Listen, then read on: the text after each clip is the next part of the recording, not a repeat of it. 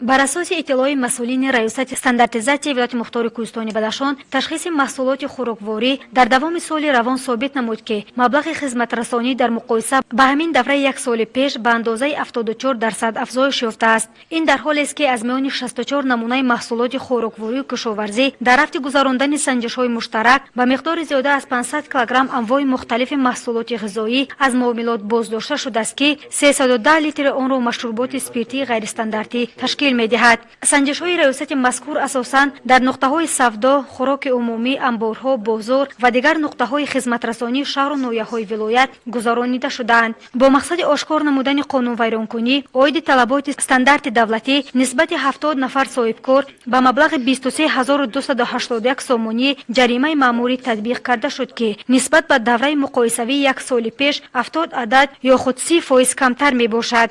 маводҳо аз тарафи мақомоти ҳифзи ҳуқуқ бошад ҷиҳати ҷаримабандӣ нисбати 64 нафар соҳибкорону тоҷирон пешниҳод шудааст, ки дар доираи талаботи қонун маблағи беш аз 15 000 сомонӣ ҷаримабандӣ амалӣ гардид.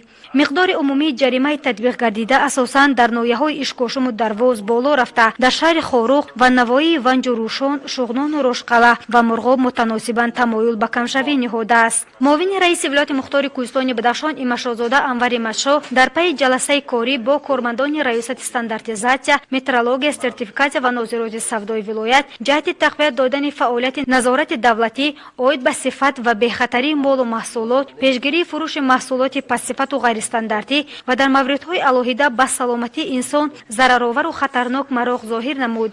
сардорони шӯъбаҳо ҷиҳати бартараф намудани камбудиҳои ҷойдошта ва иҷрои талаботи Қонуни Ҷумҳурии Точикистон дар бораи ҳуқуқи истеъмолкунандагон супоришҳои ҷиддӣ гирифтанд.